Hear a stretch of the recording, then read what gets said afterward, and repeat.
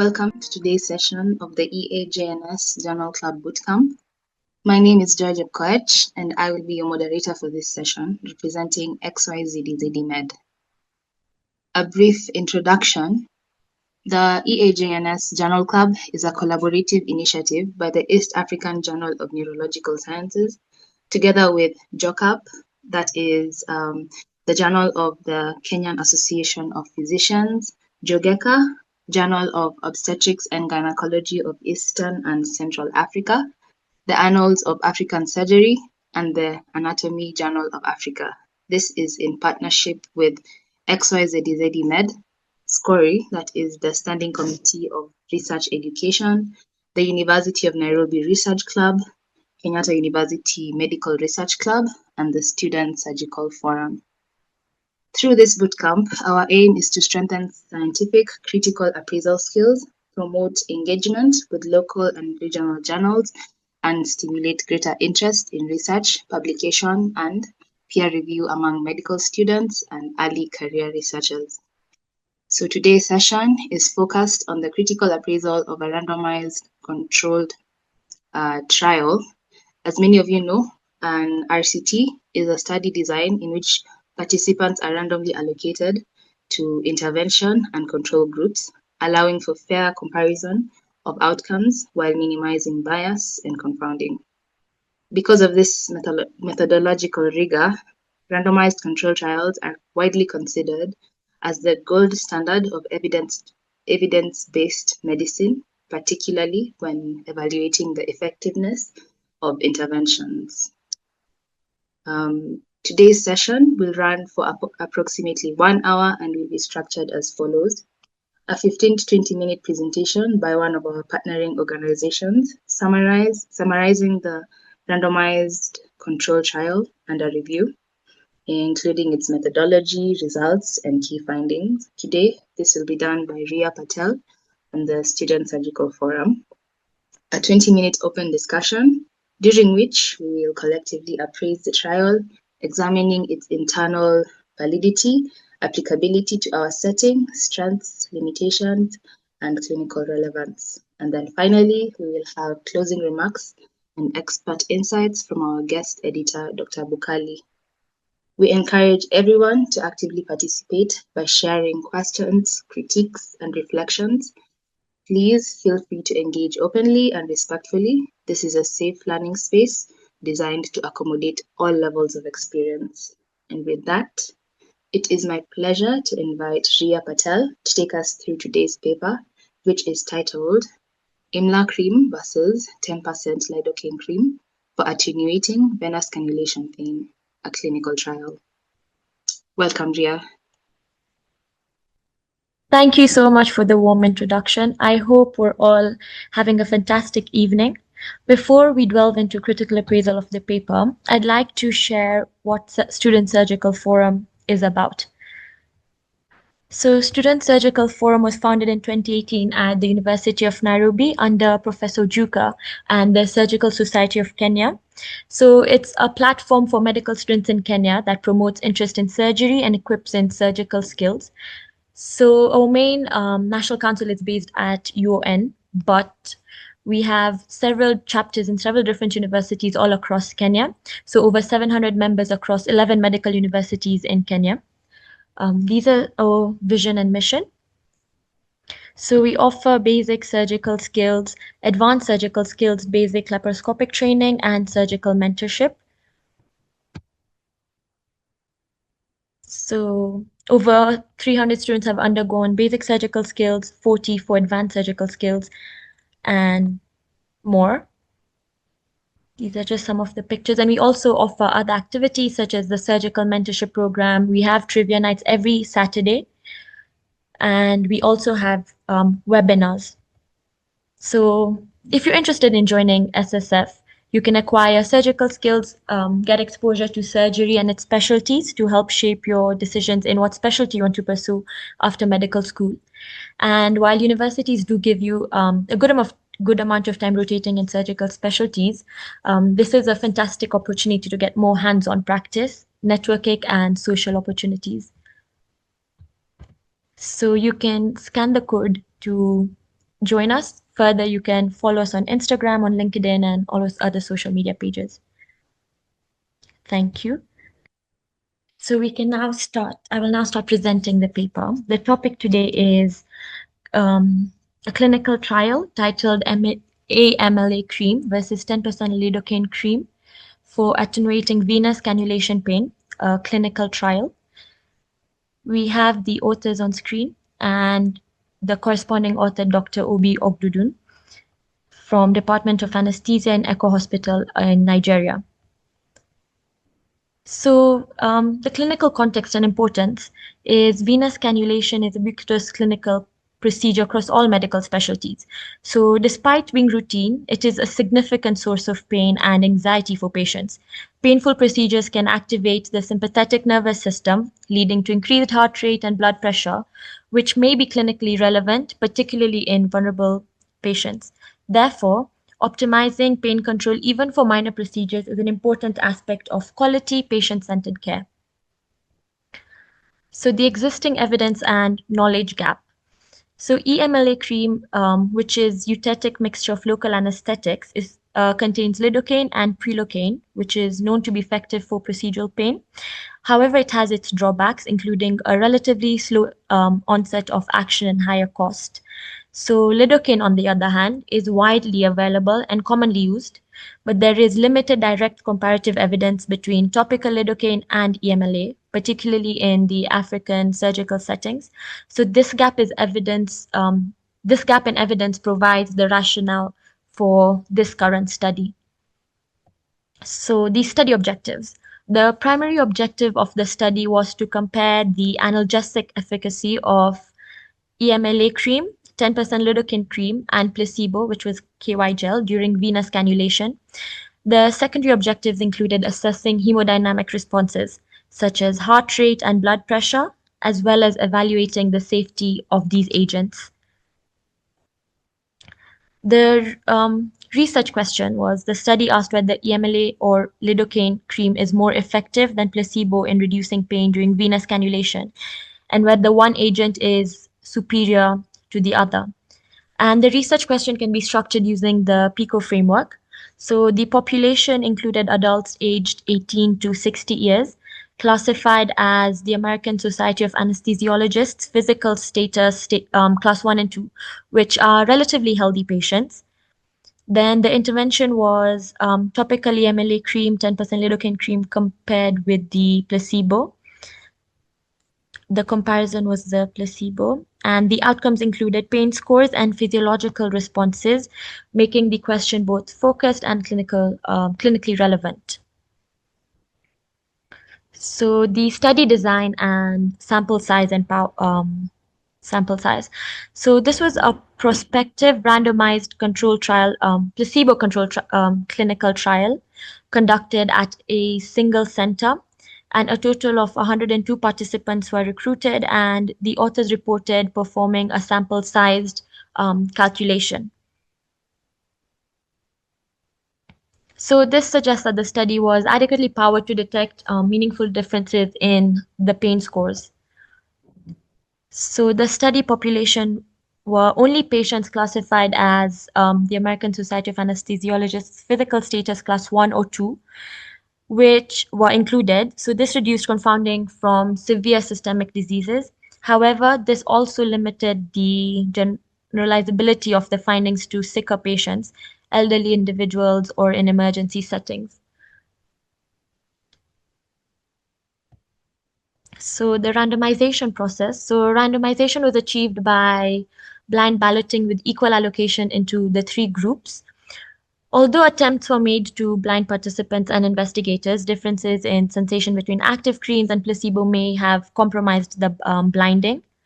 So this could introduce a potential risk of performance or detection bias. The interventions. So each group received an equal volume of cream applied for the same duration prior to venous cannulation. So this standardization is a key methodological strength, as it minimizes procedural variability and isolates the effect of the intervention. So So outcome measures and validity. So pain was assessed using two validated tools, the visual analog scale, the VAS, which is a numerical pain rating, and the verbal rating scale, which categorized pain severity. So using two different pain assessment tools strengthened the reliability of the findings. Um, and the secondary was using heart rate, blood pressure, and local adverse effects.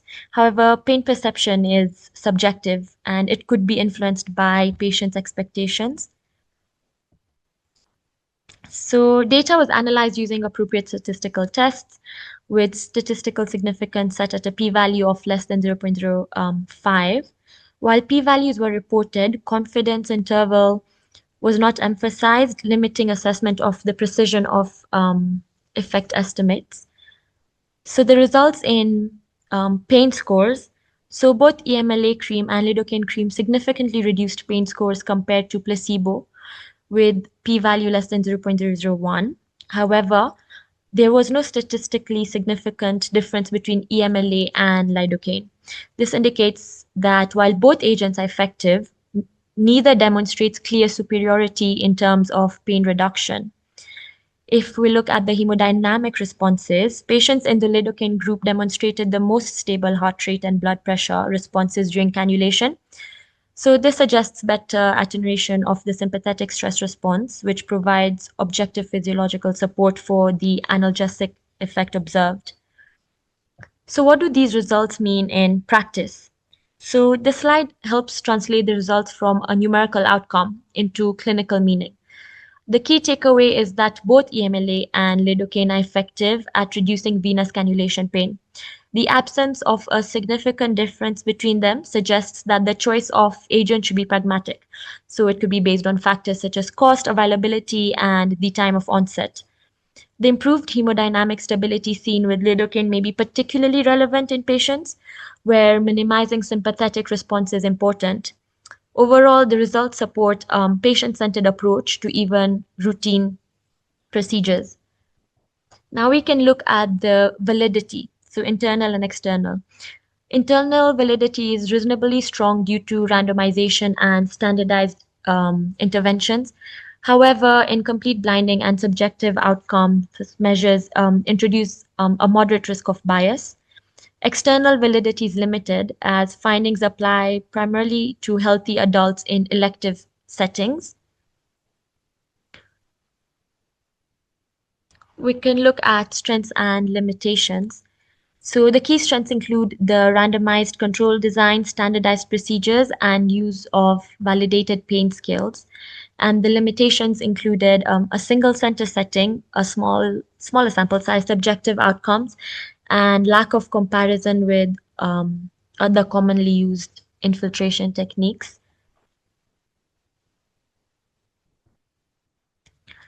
The clinical implications. So this study supports the routine use of topical anesthetics to improve patient comfort during venous cannulation.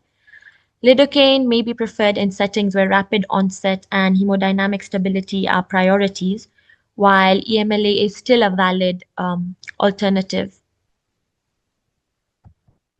So in conclusion, both EMLA cream and 10% lidocaine cream are effective in reducing venous cannulation pain.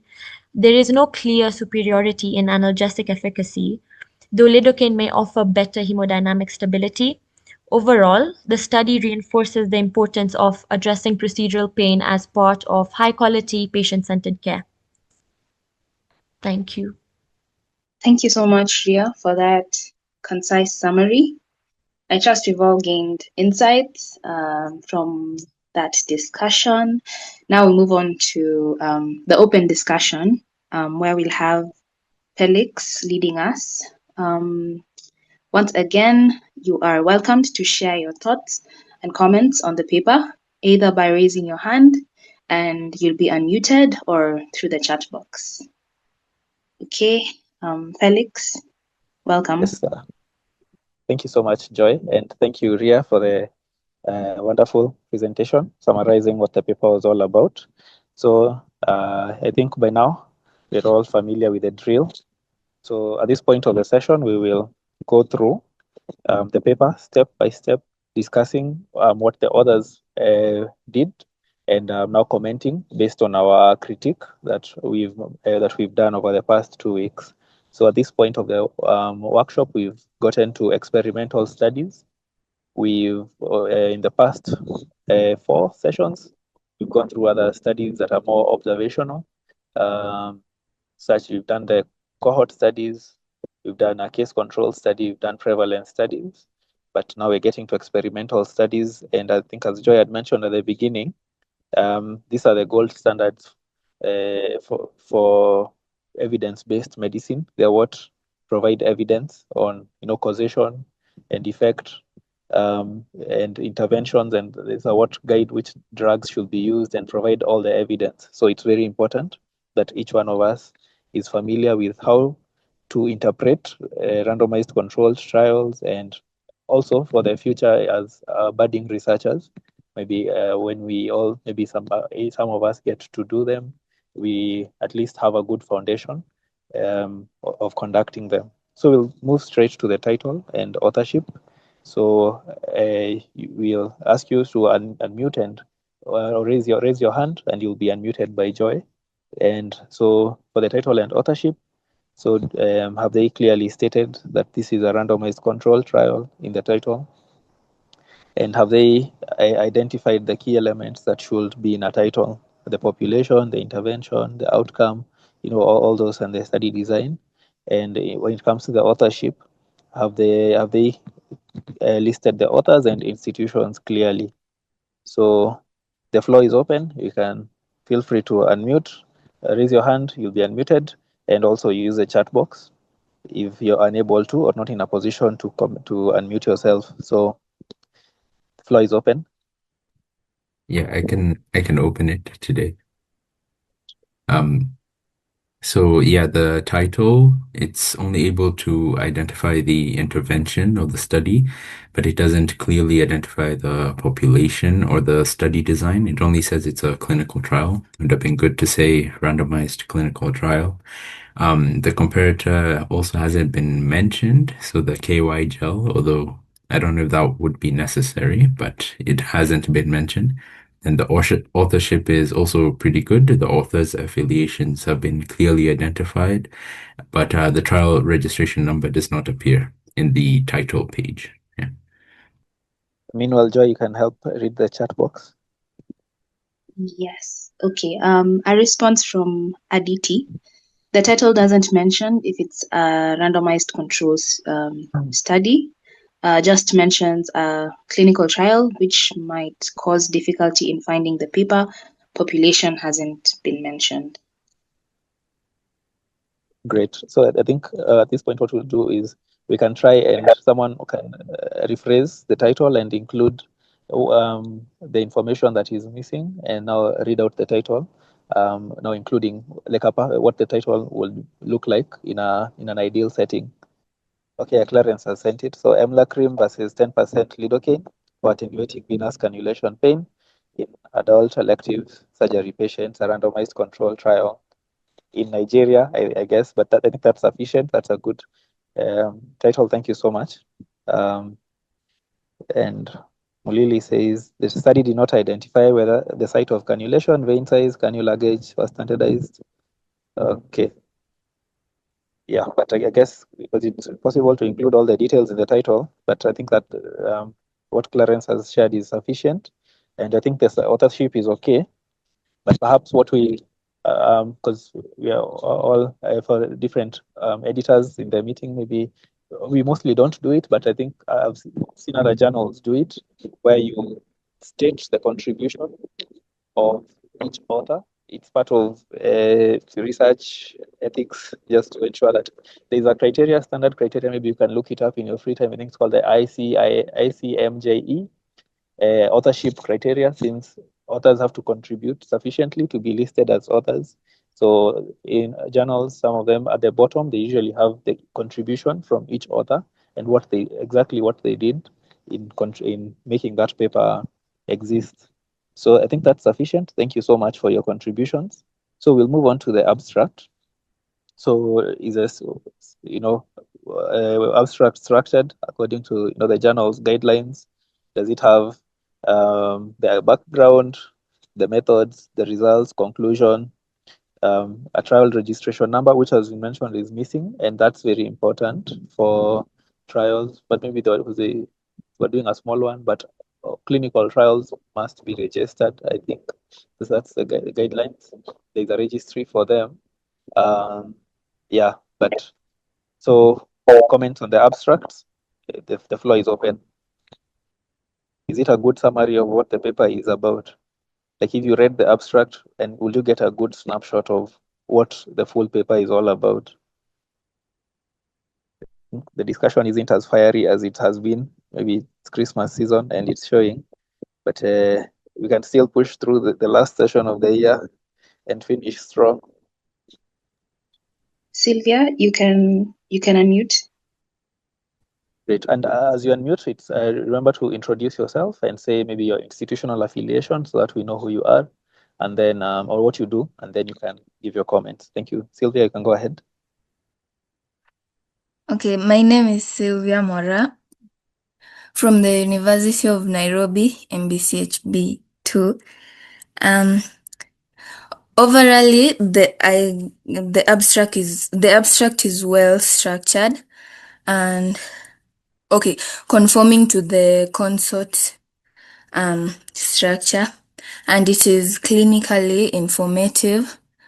Clear the background clearly states the rationale for the study, the objectives, and everything.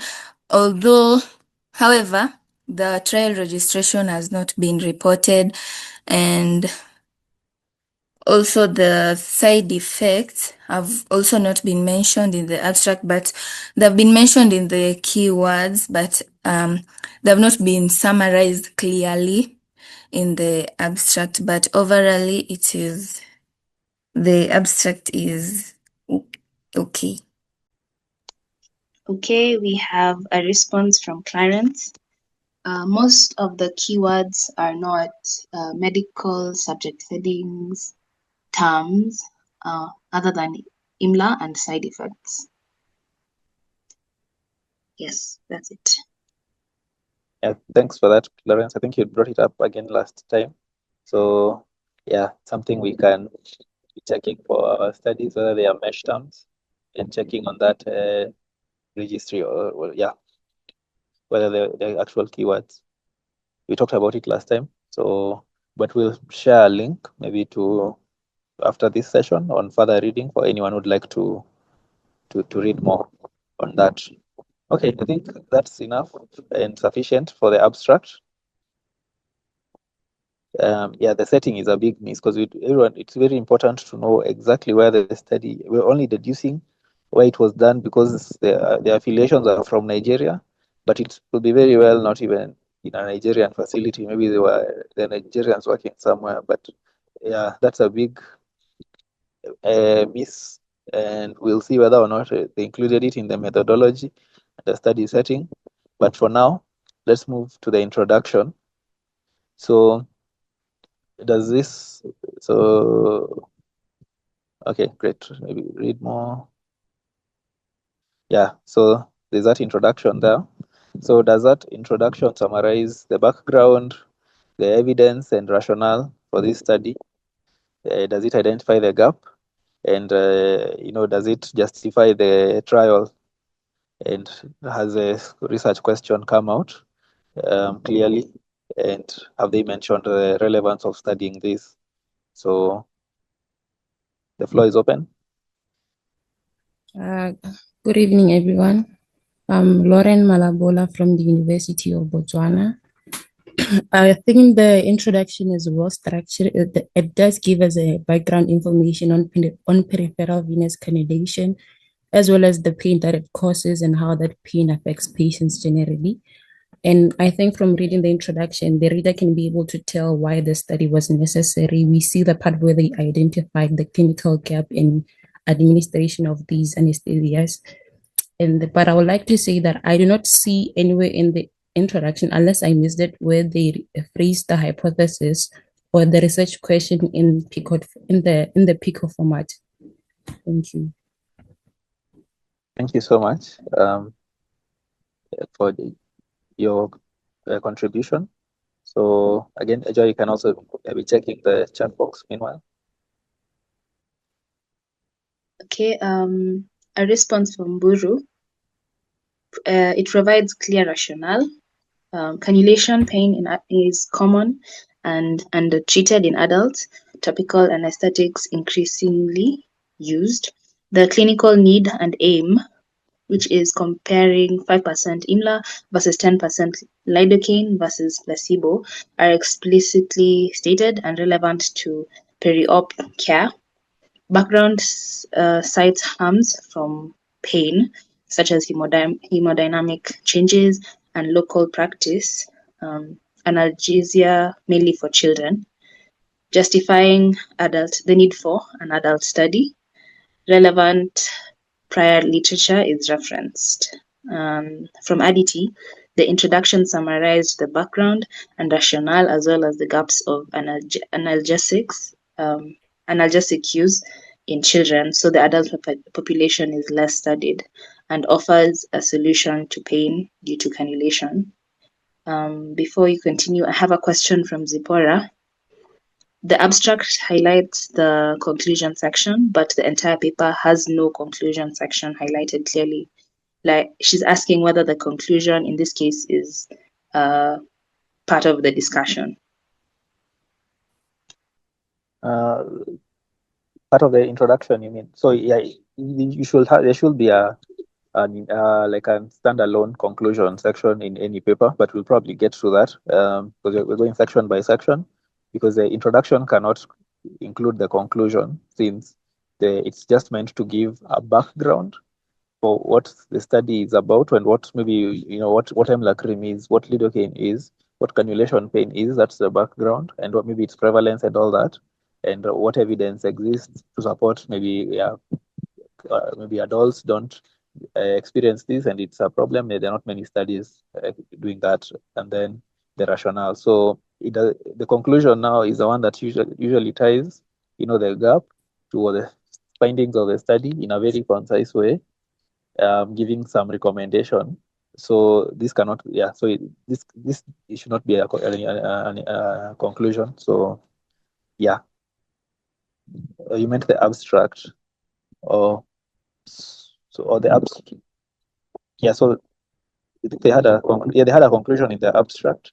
So yeah, they missed it in the end, and we'll probably get to that, and we'll discuss maybe what a good strong conclusion should have looked like given the findings of the study. But thank you for that, and so thank you for your contributions, and yeah, thank you to Lauren as well, who's also shared her thoughts, and yes, so I think that's sufficient in terms of discussion on the introduction. So for the research question and hypothesis, yeah, it's always better if it's framed with a framework, but as long as I think it's been stated and it's clear exactly what the study is about, because you can always deduce what the hypothesis was from what they state as the intention of the primary objective of the study. So yes, thank you. So we'll move on to the methodology, which is always the main part of the study, since that is what the investigators conducted. So we'll look at the study design. So have they clearly stated that it's a randomized controlled trial? Have they included the necessary registration? Have they mentioned ethical approval for the participants? Do they have a clear selection criteria, both inclusion and exclusion? Have they stated the population source? Where do they recruit these patients from, and what kind of but subjects were they? Not subjects is not the appropriate term.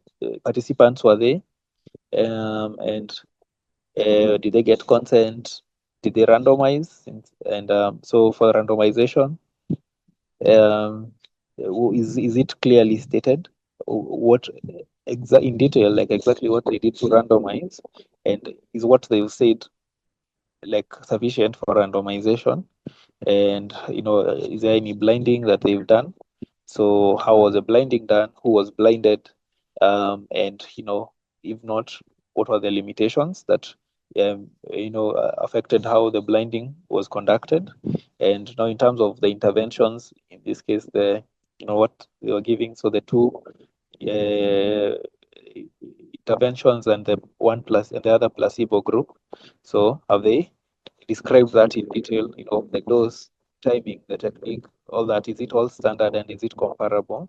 And is it consistent across all participants? And now, how they assessed the outcome? Did they have clear parameters? Did they have appropriate tools and standard tools that can measure those parameters as outcomes?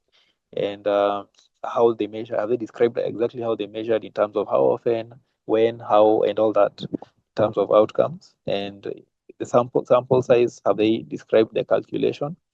And if it's inadequate or adequate, have they justified all that? And have they described how the statistical methods were carried out in terms of the software they used, the statistical tests that were conducted, the significance level, less than 0.05, and everything else as what was being assessed as the outcome measure in terms of the statistical bit, and yes, the rest about ethics and all that. So yeah, it's a lot, and always the methodology is where we always prefer to spend more time on, so that we just dissect what the study was all about and whether it's sufficient enough to justify the findings that they had. So the floor is open, and we hope that you're able to contribute at this point of the discussion. So the mic is open, and also feel free to use the chat box. I would like to see more comments. Feel that don't be shy. Just share what you've read and saw, and submitted in your report, and then just see, and then we'll have a discussion. So yeah, you feel free to raise your hand, and Joy will unmute you.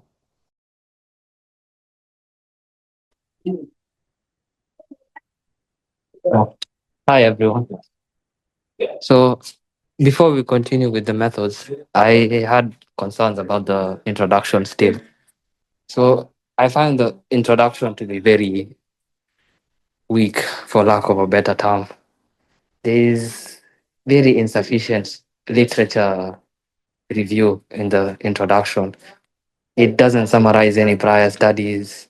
It does not have a clear rationale on why they're doing the study. Yeah, it doesn't have a specific research question.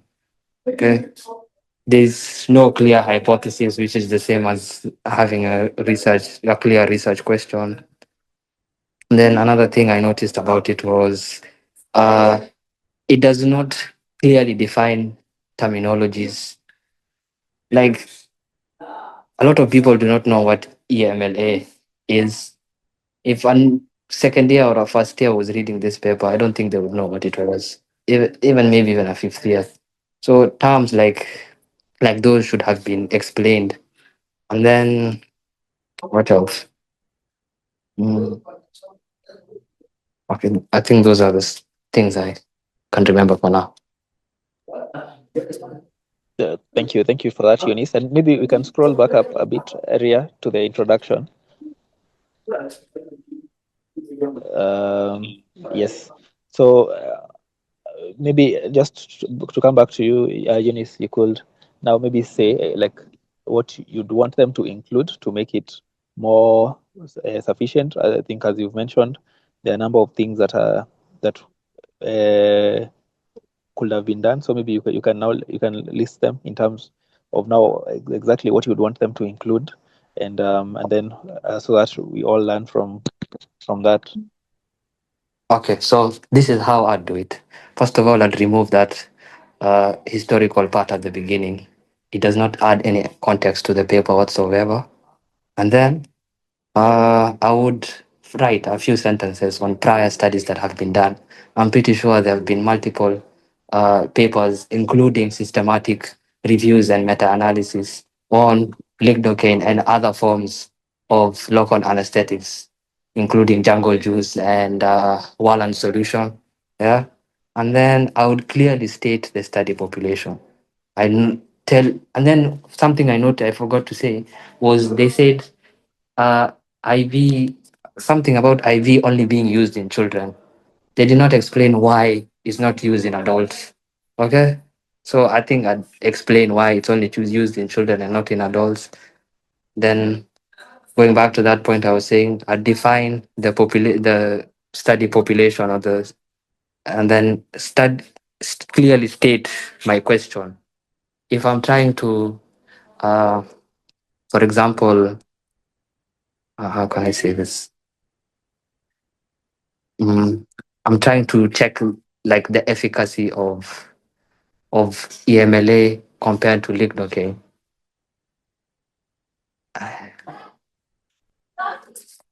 Wait, I think Maybe I could assist you. I think it really makes sense what you're bringing out, because I think as part of their findings and part of the discussion, EMLA cream is this more expensive cream and all, and it's worth comparing to something that is readily available to show that maybe there is no inferiority between these two, and so it's useful to these findings, because it shows lidocaine it works the same way, so and so it's not inferior to this expensive cream or so. So it makes a lot of sense what you're saying, and thank you so much for your revision of what we discussed in the introduction. I think that has helped us discuss it and see it a bit better. Thank you. Thank you, Eunice. So we go back to the methodology. So for the methodology, now anyone who'd like to comment, you can lift. Susan has her hand raised. Joy, you can unmute Susan. And then remember, before you speak, introduce yourself. I think we're forgetting to do that. So yeah. I'm Dr. Susan Kuria, a psychiatrist. So for methodology, the several subsections. For the study design, it's clear. Prospective, randomized, placebo-controlled study. Just a repetition, the clinical trial registration number was not provided. The author mentioned that he obtained institutional approval, but did not give us the reference number. It's important to provide that. For the participants, the inclusion and exclusion criteria, I found it was adequately described. And the participants, they were selected, those who are to undergo elective procedures. In terms of ethics, that is okay. However, at the beginning, we were not told about comparability. It's just in the results that it came out that some means were almost equal for the groups. Informed consents were obtained. The randomization process was not so clear. It was the author just wrote that the participants were picking pre-written cards from a bag, so it was not clear like what was pre-written and how they were selecting it. The setting was not mentioned, so we just assumed it was a hospital, but it would have been good for us to know, was it just one hospital or several sites. Back to the process of the randomization, they were each put in the 3 groups. We just understood in the results that it was like same ratio, but it should have come out clearly in the method sections that each group were put in a ratio of 1 to 1 to 1. But now in the results, now it's when we concluded that with each participant same in all the groups, then the ratio was 1 to 1 to 1. It was clear that randomization was done and blinding was done, both for the patients and the research assistants to the creams that were used. however, the author did not mention other methods of reducing the bias. And I thought it would have been clear. The author should have mentioned like the qualifications of the person who was doing the IV cannulation and those other procedures. It was just mentioned that the research assistants were the ones applying the creams and the researcher was the one doing the IV cannulation. Yeah, just in terms of ethics, we want to know the qualification. Was it the doctor, the anesthetist, or who was actually doing the cannulation, if the person has proper license. Yeah. And then in terms of intervention, it was clear. The dosages of each cream that was used, and we saw that at least the quantity was the same, though the percentages were different, the duration was okay.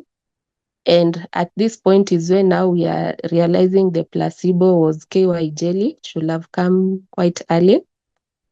The primary outcome was clearly stated about attenuation of pain. In the secondary outcomes, it was also clear about taking the hemodynamic parameters. In terms of the tools for measuring the outcome, it was also clear, the visual analog scale and the verbal rating scale to assess the pain.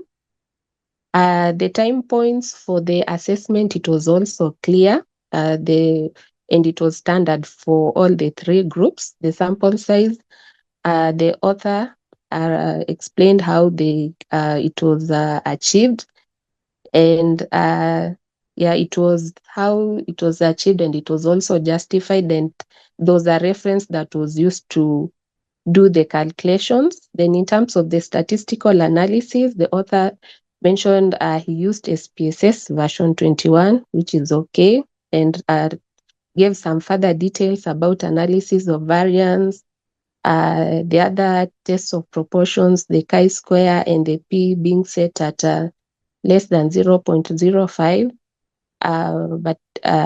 But confidence intervals was not mentioned. Intention to treat was not addressed, and the author did not write like how the plans for handling missing data, maybe it was in the full proposal. Finally, on the ethical considerations, just a repetition, the reference number was not provided.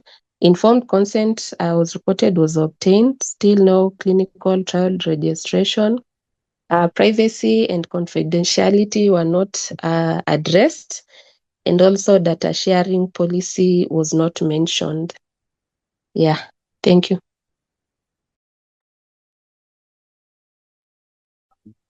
Thank you so much, Susan. That was a very, very detailed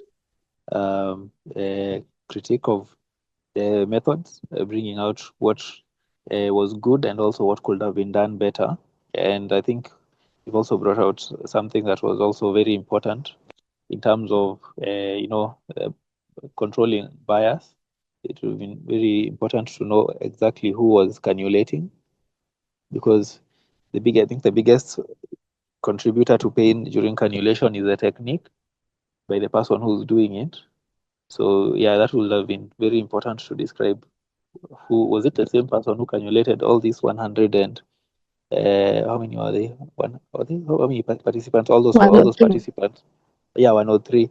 Yeah, was it the same person who cannulated every single person using the same type of cannula? Those are the things that will bring about bias. Because now if one was cannulated by maybe a student, the other one by an intern, the other one by an anesthetist, of course, the pain will be very different. Maybe you'll even feel pain even while still using EMLA cream or lidocaine. But okay, yes, that's an important thing that you've brought out and was quite glaring. So thank you so much. Anyone, maybe you can take one more, because I think Susan has been very thorough, and we thank you for that, Dr. Susan. So maybe Joy, you could check the comment. Yes, said something. Yes, we have quite a few responses. Just to address that your question for if one researcher did all the cannulation, I think they've addressed it in the study protocol, that the cannulation was performed by the researcher on all the patients for uniformity. And there's something from Laureen. She says, the authors do not clearly specify how many participants were randomized into each group, nor do they report the distribution of the the American Society of Anesthesiology 1 versus 2 patients across the groups. Although randomization likely minimized imbalance, an equal distribution of the patients from different ASA classes could have minimally influenced pain response. Same thing from Aditi. He also says the exclusion criteria is clear, but the inclusion criteria is vague or hasn't been clearly specified. The other responses are pretty much the same. Yes. And a question from Margaret Sikuta. She's asking, what do you mean by intention to treat?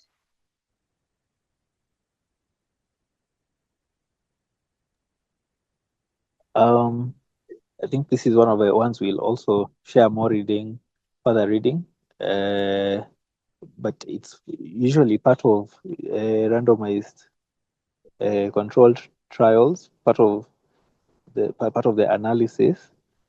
I'm trying to see how I can explain it, or either someone who can explain it, who has maybe experience or just is more familiar with it and can word it in a nice way. You're welcome to help out at this point, but it's usually part of the parameter. One of the things you check in a random, like you try to analyze, and in randomized controlled trials, where I think let me allow me to just search it up so that I get a good explanation of what it is, since we are all just learning. So, or if anyone can explain it nicely, please feel free to help.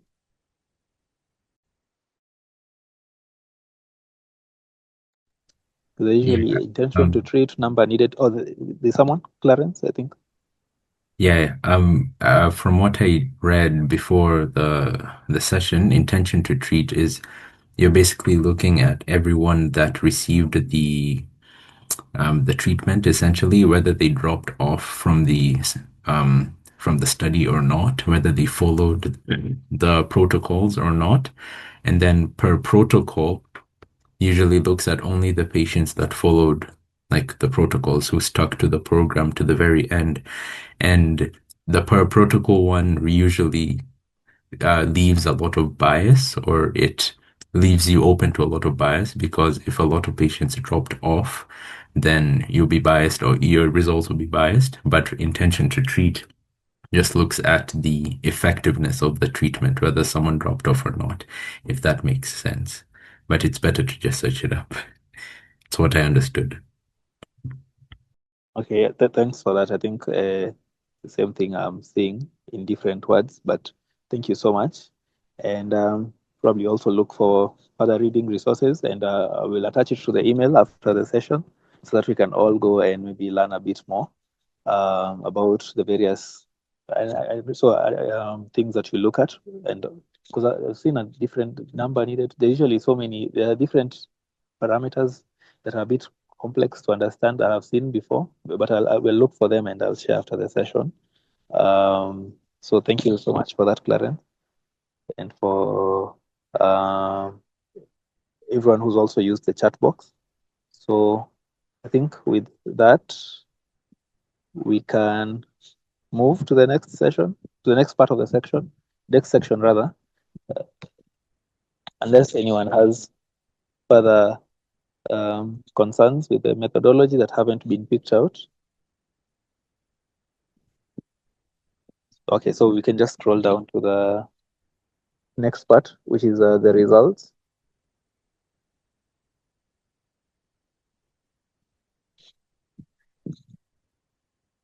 So in these results. So do they have a flow diagram? It's always good to have one, and or a flow explanation if a diagram isn't there. Have they presented the baseline characteristics that these types? So how many patients? What are the demographic characteristics? Age, sex, and disease severity and all. So have they reported the primary outcomes with effect sizes and confidence intervals? Have they reported their secondary outcomes, any adverse events, any deviations from the protocol? Have they given p-values, confidence intervals, number needed to treat where relevant? Have they indicated any loss to follow-up and how they handled any missing data? Yes. So yes, have they reported any relevant results, and how have they reported them well? So feel free to comment.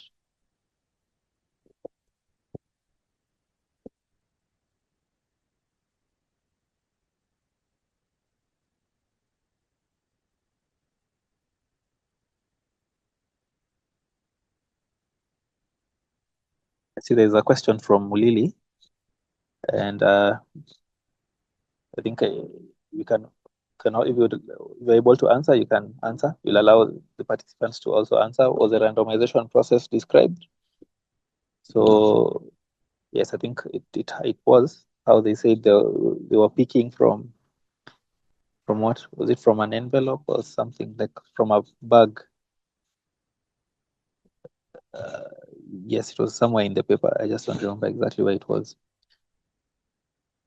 But we can comment on the results. Anyone? So that we try and finish the session in time for once.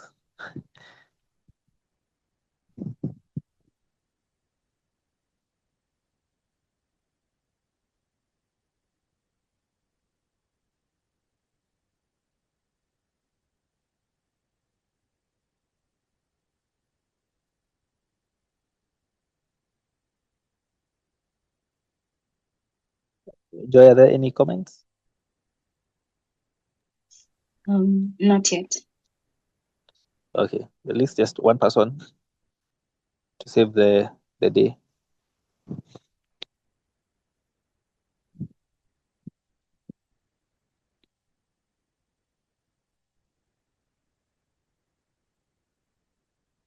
We just conclude that it was good. At least one person should unmute. And then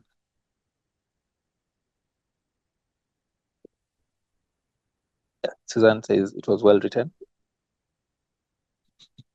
Thank you.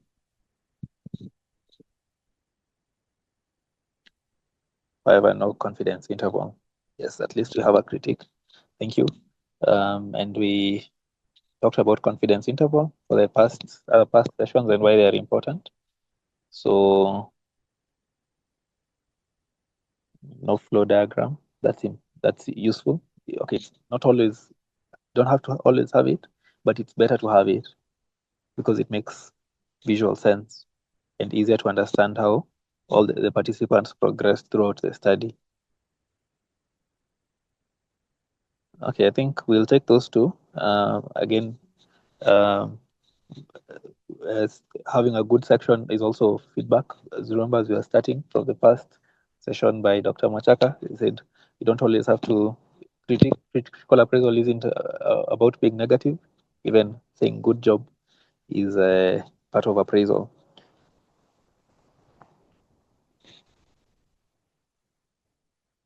Yes, so I think also Aditi says the same thing, just the missing confidence intervals. Margaret mentions that there was no mention of loss to follow up, which would have also been, which is also important. You should always mention if there was no loss to follow up, we just mention there was no, so that no one ends up having to question themselves. But probably there wasn't, because it was just instanted. So you'd just give the cream, cannulate, then assess the pain immediately. So like you'd wait for a long time yes, although it was prospective, but the prospective part was like maybe 1 minute or two. But I've forgotten the protocol, but yes, I'm sure they described after how long they checked. So thank you for your contributions to the results. So we'll go to the discussion as we come towards the tail end of today's session. So were the discussions a good interpretation of their findings? And was it all biologically plausible? Did they discuss the relevance of what they found clinically? Did they mention the strengths and limitations? Did they discuss the potential sources of bias, how generalizable their results are, and anything that may affect the external validity of a study? And have they made comparisons, if applicable, to other studies that have been done elsewhere? And have they given those implications and recommendations for both practice, policy, and training? So anyone who can just have one or two people comment on the discussion, and then we'll just discuss the conclusion and references, and then we'll close this part of the session. So discussion, anyone? You can even have one person.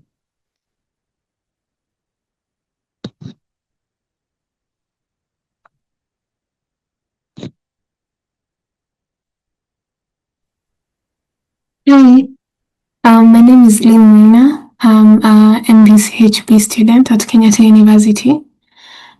So my general perception of the discussion was that it was adequately done. I like that they divided the subsection. They had subsections for pain, hemodynamic parameters, and also side effects.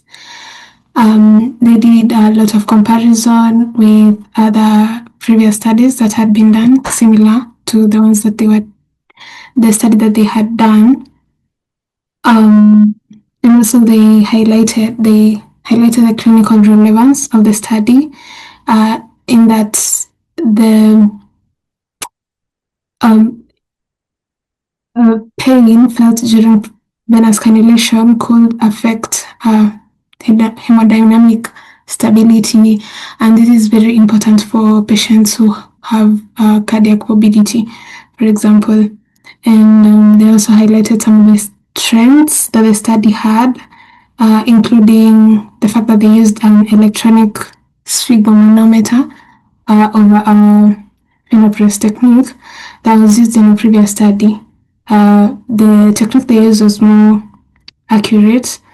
They also highlighted their shortcomings, the fact that they didn't have enough data or literature to compare with. Something that confused me was there was this section where they were comparing their study to another study, and they reported that they used 4% lidocaine cream, and we know that they didn't. They used 10%. So I'm not sure that I interpreted that wrongly or that was a mistake on their side. Yeah. So that's my review for that section. Thank you so much, Lynn, for that. I think, I see that. So that's an error on their end, and should have been flagged during the review process, since they used 10%. Because the other study that used 4%. So good catch. So thank you for that. I don't know whether there's any feedback in the comments, so that we move to the last part. Yes, there are a few responses. Dr. Susan agrees that the discussion section was detailed. Lauren says the discussion does not sufficiently address statistically significant baseline imbalances in age, gender distribution, and the ASA physical status between the groups. These factors are known to influence pain perception and psychological responses, and failure to acknowledge or adjust for them limits the internal validity of the conclusion. Something from Jesse. He says the discussion section was well done. The thing that stood out to him, though, is that the local context has not come out clearly throughout the paper. Even the discussion section focuses majorly on global comparisons. Perhaps that was not the main objective of the study. Yes, that's it. Okay, thank you. And yeah, I think the local context would have been a good addition, especially because we come from resource limited settings. So if there's, a difference in availability and cost and all that between the two, it's worth bringing out from that angle. So yeah, thank you all for that discussion on the discussion. So we will come to the last part, the conclusion and references. So was there a conclusion? Number one, maybe Ria, you could scroll down.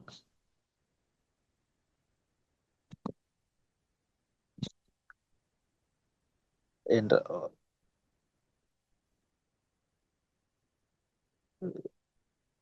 just scroll towards the end. After the discussion, we see that part where there is a conclusion.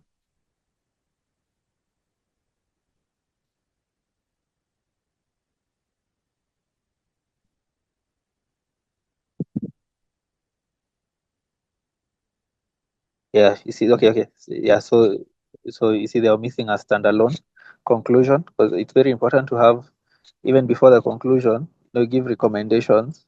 So it's sometimes just limitations, and then you can give recommendations based on the findings as a standalone, because that's the whole point of doing the study, to give evidence for practice, training, policy, all that.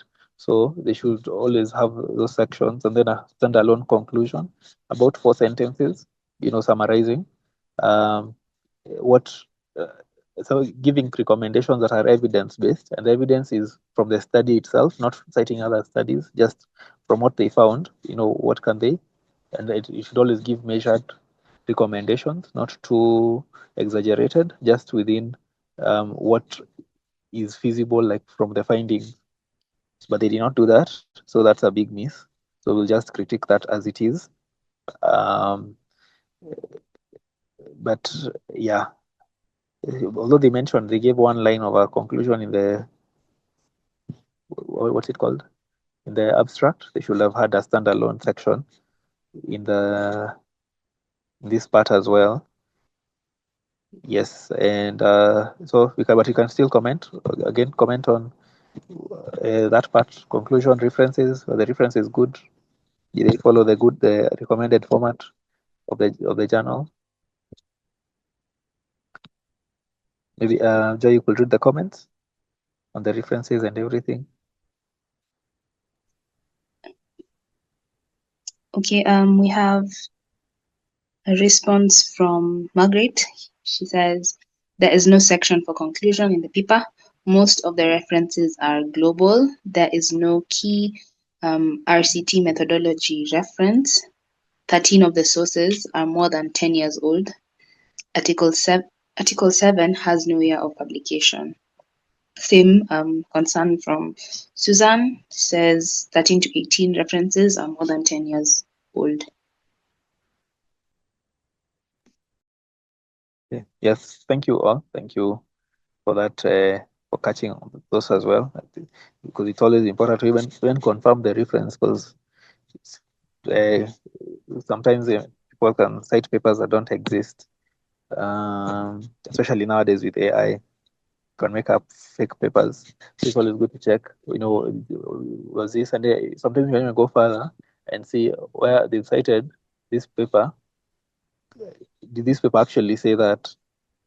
So yeah, but Clarence did his due diligence, and he confirms that all of them do exist. So yeah, so there's someone who's unmuted. Lynn, you can go ahead. I also wanted to add something on the reference part. I think this was a formatting error on the editorial side, that reference number 7 seemed to be continuous with the 8th one. There wasn't like a separation, although they are different. And also, yeah. Okay, yes, thank you. Thank you for catching that, Lynn. Yeah, and I also thought that they could have added the DOIs for ease of confirmation, verification. And then the last comment will be on the supplemental materials. I noticed that there was a mismatch between what table 2 was supposed to represent in text versus what it was representing. So according to the text, it was supposed to represent the reactions during venous cannulation. However, what it was actually representing was the VS scores, the means and the medians. But others were okay. Oh, thank you for that, Lynn. Maybe Ria, you could scroll up a bit to that to table 2. Yeah, because that could also be an error on the editorial side. Because again, this is all done by humans, and everyone makes mistakes. So that's why it helps to catch. So table 2. Uh, oh yeah, okay, yes. Thank you for that. And especially for this one, it's easy to miss since the tables are collapsed. You have to click an external link for you to get the table. So thank you for that, and thank you all. I think this brings this part of the discussion, this session to the end. So thank you once again for lively discussions filled with learning and just trying to understand different parts of what these types of research should look like. And thank you for a good job done. So at this point, I'll hand back the session to Joy, who will welcome our guest editor, and then we'll conclude after that. So thank you all. You can clap for yourselves and just appreciate yourselves for the job well done for also pushing through till this point. And over to you, Joy. Okay, thank you, Felix, for that productive session. Thank you, everyone, for sharing your insights and views. So now I will welcome our guest editor, Dr. Bukali, to share his views. Welcome, Dr. Bukali. Good evening to all, and thank you, Jai, for the introduction. And thank you, I think it was Felix, for the nice moderation. And I want to, first of all, congratulate all of you for this initiative. I was not aware of it, and I'm very impressed about the work you guys are doing and the spirit. I hope I'll be invited for the subsequent ones just as an auditor, not as a panelist, because I think I learn a lot from these things. So yes, I am Dr. Bukali Francois. I am a fifth-year MEd General Surgery resident, and I'm also an editorial apprentice at the Annals of African Journal, where I also, well, a former apprentice now, more or less doing some editorial work. Anyway, I did learn a lot from you guys also during this session. I want to say that is also why most papers that are being reviewed should always be reviewed by at least 2 or more reviewers, because not everyone can see everything. So at least what you can pick, you can always raise it up so that the next person will see something else, and that's the best way for you to improve a paper. And in that line, a lot of my points I had written down while reviewing the paper as well have been raised. But and I want to congratulate some for their views. They're very insightful. I think some of you are good editors and reviewers in the making. But just to come back to, so I also went in order. So just to come back to the abstract as well, I saw there was a bit of an issue. It's true you need to be rigorous all the time, but sometimes also you need to give some of the authors leeway into what they want to do in what they are trying to achieve. You don't want to discourage them always all the time. And I think someone made the comment that sometimes also you should appreciate what they do good and not always make them feel like what they're doing it's a wrong thing. So the title for me was it was okay. It was not bad. I did hear the controversy about clinical trial versus randomized control trial. Anyway, either way, I think it doesn't really disturb because, in a sense, the only trials you have when you have your ladder of research, the various stratifications are the randomized controlled ones. Maybe you should have wanted him to specify the type. Is it the single or the double blinded? That would have helped you more. But in terms of him being very specific, I think it was okay. Someone also made a very good comment about the abbreviations not being labeled out in full. Uh, I think the EMLA should have also been introduced, maybe not in the title because it's too long, but at least from the abstract and the introduction, they should have explained what it is. Someone mentioned that maybe some year ones or year two may not know. I myself, I didn't know, and I've spent a lot of time in this medical school. I didn't know what it was. I had to search what EMLA is. So I think they had to specify what it is. But I see in the conclusion of the abstract, they did mention the eutactic mix local anesthesia there without even putting in bracket that that's the EMLA they mean thing. So I think they should have been more rigorous, especially as it's in the title. So it's quite important for everyone to know from the onset what they are talking about. Um, on the abstract as well, I think there are also a few things I had. You see, when he mentioned something like prospective randomized control trial, all randomized control trial are by definition prospective. So you don't want to be redundant as well and bring up words that we already know that, I mean, you're just making it long for nothing. You know, reviewers sometimes they get tired reading. I'm sorry for the background noise. I hope people are getting me. Hello? Yes, we can hear you clearly. Okay. I was saying sometimes you don't want to be putting in too much words because you don't also to want to tire the reviewer. So randomized control trial are already prospective by definition, so no need to specify that again. And also he said so most of the points I have on the abstract are things that we'll discuss further, so I don't want to stay much longer on it.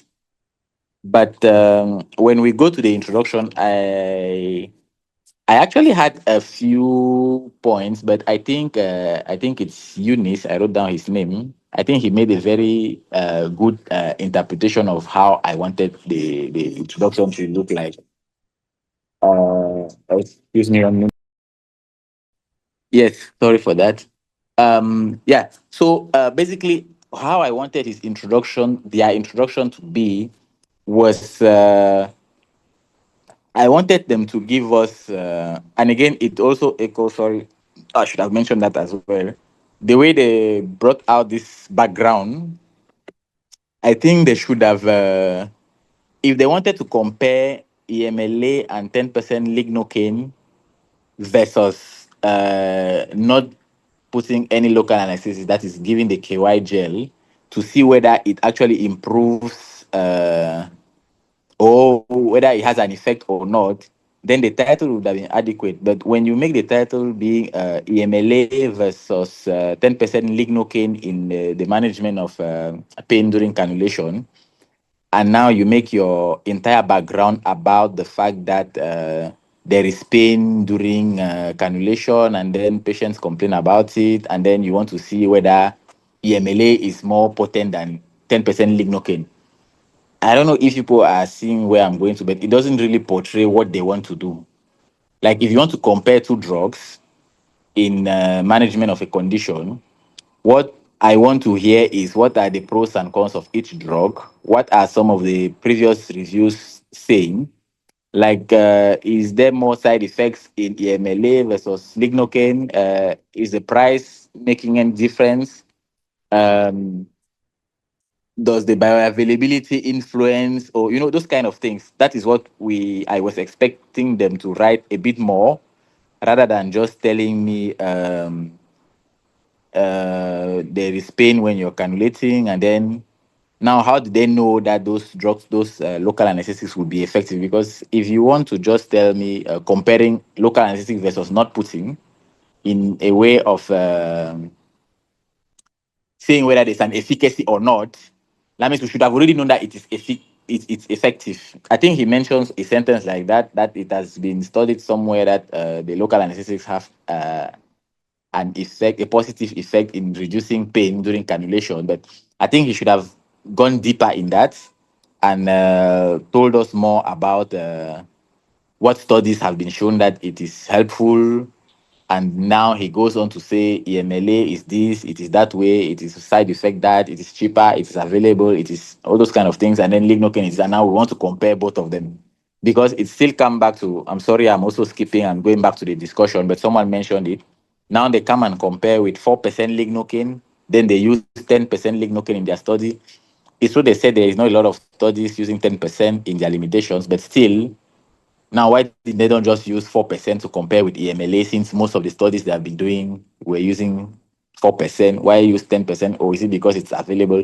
I think they should have brought out more of those points clearly. So ideally, their background should have had the problem, that is the pain that's inadequately controlled, that they did. They should have told us what is currently being done. They said in their center it's only for children and not for adults. Why? I think Eunice also mentioned why that difference, or and why do they want to start now? Like, were there more complaints on the part of patients about the pain during cannulation, or like what is the main gap that they're trying to fill? Then they should have also given us some evidence of analgesic efficacy between both. Ideally, that's how I would have seen a good background to look like. Now the methodology part, same thing.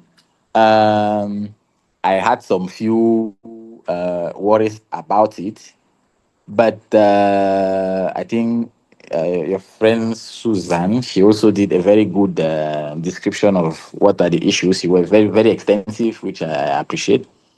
But my main issue was because, like you said, methodology is the key part in your research. Like, your it should be very specific, reproducible, and those smart things. People know these things better. The objectives were good, by the way, so it's okay. We know what they wanted to do, even though the background was not well. But my issue now is you need to be clear on what you're doing, and especially as you call it a randomized control trial. So the main thing about randomized control trial is, one, it should be randomized. Two, it should be blind. Randomized mean that you allocate the patients into various groups. You, the researcher, now, so that it should be equal and you should have an equal distribution, more or less. Now, the blinding could be single blinded, double blinded, or even triple blinded in some cases, from what I read. I also just discovered things when I was preparing for this post discussion. But either way, they said it was double blinded. Yes, it's true, because the person cannulating and applying the gel, and the patients were not aware. So both of them didn't know, but the main researcher was aware. So it was double blinded. But now my issue is, and someone mentioned it. If you looked at the results section, each group had the same number of people, and in their methodology sentence, it's very critical what they wrote, because I too had look at it. In their study protocol, they said of patients in three groups. Okay, that is randomized. So a patient comes, you put him in group A. A patient comes, you put him in group B. A patient comes, you put him in group C. And then you know what group A will receive as drug. You know what group B will receive. You know what group C will receive. I don't know if people are getting so far with me. But now, when you ask them now to what did you say? Now each patient picked a pre-written card from the back. Now this is where I have an issue. What do you mean they picked a card from the group and there were still an equal number of patients? Because if 102 people randomly pick a card in a bag with three cards and they all end up equal in the three groups, it's possible, but I mean, the probability that that happens is very, very, very, very, very low. I don't know if you get my point. So he should have, they're allocating them in three groups, okay, that is randomization, and double blinded because the researcher and the patient did not know what they received. But the part now where the patient had to pick a card, now I'm confused now at that point. Like, what happens now when you pick? What happens if 102 people pick KY gel, for example? What if like, I don't know if you get, if 102 people pick, if 50 people, if no one picks one, how do you get it equal number? I was a bit confused at that point. So it makes the reproducibility difficult. Except maybe I'm the one who didn't understand it well, but from how I read it, it was a bit tricky there. So I think they should be clear on what exactly they did. So those are some of the points where, as a reviewer, I would like, okay, sir, please explain this part well so that maybe he comes out clearly, or maybe he phrases it differently, or maybe it's the way he wrote it. Okay, so maybe he did the right thing, but the way he wrote it now, it gets me confused because some people can read and just move, but others will catch it, and then it brings down the issue, like, because this is no longer a randomized control. It looks more like, I'm not sure what exactly that is. So they should have been clear there. What else? So basically, that was the main thing I had personally in their methodology. I think the rest of them you guys brought out clearly. The exclusion criteria was good. The protocol was good. Doing it by the same person was actually very nice, so that at least if he's someone who does it badly, he did it badly for all of them. So it accounts for those co-founders. Patient with chronic pain I exclude, yes, because there are people who are inherently in pain, so their pain threshold might be distorted, so you never know. So and now they basically, yeah, you people mentioned the other points also in the discussion, in the methodology. So the next thing now that I had is as an issue is the results. A lot of you, okay, you're not very inspired. Honestly, myself, I'm not very inspired sometimes in results because someone did his research and his results are his results. You cannot come and fight him on what he found. But I love what they were actually looking for, the time after 10 minutes, 1 minute. They were quite rigorous, which is something to applaud and, encourage him to do more of those things so that we can also encourage the researchers. But my issue was in results section. My main issue in the results section was when you go to your table two, I think it's table two or figure two. I'm not sure where he gives the distribution of the drugs per gender. Now, if you look at the one of the placebo group, you will see that basically all the other ones had more or less equal distribution, 20 males, 13 females, 21 females, 14 males. If I remember, I don't have the table in front of me. Oh, let me try and open it so that we are on the same page. 8 males to 30 females. So the disproportion was wide. And that is the group that supposedly has patients that felt more pains than the other ones. So you see now that there is where I have the problem with all his results and his discussion. Because if you come and tell me in your conclusion that patients with placebo had more pain and more hemodynamic instability compared to the patients with what's that drug again? EMLA and lignocaine. And then I discovered that all the patients in the placebo group were females, and the other ones were more or less male. I mean, the gap was not that wide, but if you look at it, you see also EMLA had 13 males, 21 females. Lidocaine had 20 males, 14 females, and placebo had 8 males, 26 females. So the gap is very wide. So now, and someone mentioned it also, I think it's in the notes section that he had to have accounted for age, gender, and all those things, or adjust for them in his results and discussion. I think that is where I had the main issue. So for me, if it is something that I will say, okay, would you want to change your practice in your facility and start giving EMLA or lignocaine to patients based on this study? Based on this study, I'll be like, you know what? I can't really vouch because all the patients in the placebo group, which is a group that had more pains, were more females. I mean, it's kind of a bit, and I mean the gap is too wide compared to the other groups. I'll be a bit reluctant to take this as the gold standard to change my practice. But again, it's their result, so you can't really fight them on that. But they adjusted it well. I mean, and they didn't even explain it in their discussion, because sometimes when you have some of such findings and you kind of account for them, you explain why you think it's like that, and you tell us that no, you don't think that gender has any part to play in the pain perception in your. It's okay. It's your study. It's your you we can't. It's your study. So I mean, comment on it. Don't just let it there so for people to notice and ask themselves the questions. Otherwise, the rest of the results was well explained for me. It was well detailed. It was quite rigorous. So I appreciate that. The discussion, so I already mentioned a few of the points that I noted. So he compares with a lot of 4% lignocaine when he used 10%. I think it's an issue. Um, Also, we would have loved to also know because now we are getting into comparing two drugs. So what is the pharmacokinetics of EMLA versus lignocaine? What are the half-life of each? Could they have explained why people felt more or less pain in one group compared to the other if you had to account for the fact that one drug's effects last longer than the other? So I think he should have spoken more about these kind of things, because he's actually doing a lot more of pharmacology here than anything. And yes, so again, he used a lot of lignocaine, sometimes lidocaine, some other times.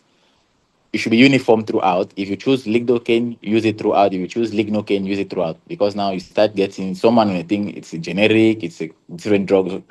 You don't want the reviewer to start asking themselves those kind of questions.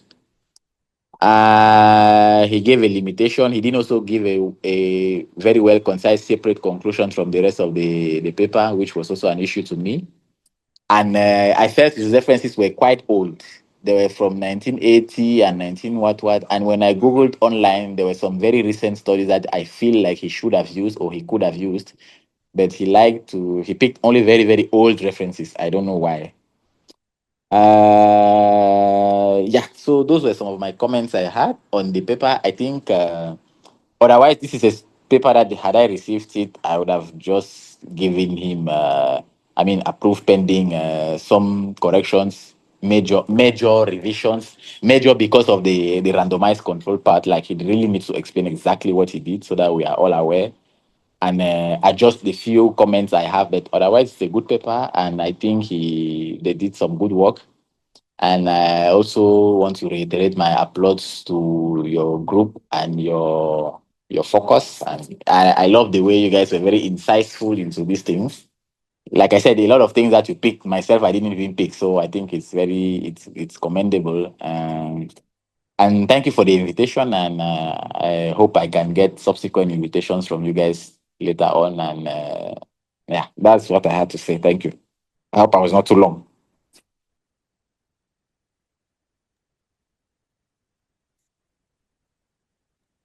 Thank you so much, Dr. Bokali. It was a very, very thorough and insightful feedback session. I think it's been a pleasure having you as a guest editor for this session. You can appreciate him by sending in a lot of reactions and love hearts and anything you can find in the emoji box. But overall, thank you all for contributing and for being part of this workshop set of workshop for at least this part of the year. We'll be taking a break for Christmas, and we'll pick it up next year. Maybe end of first week of Jan, but we'll confirm the date via email. But overall, thank you all. It's been great. I know the submissions have declined drastically for this session, and also the attendance has been a bit, in comparison to the previous sessions. It's understandable, but we'll keep the forms open. But just remember that it's better to do them as the sessions come up, because I will be very strict at the end of this bootcamp. Only those who submit reports for every single session will get certification, and everything else that we talked about. So thank you so much. Have a wonderful evening.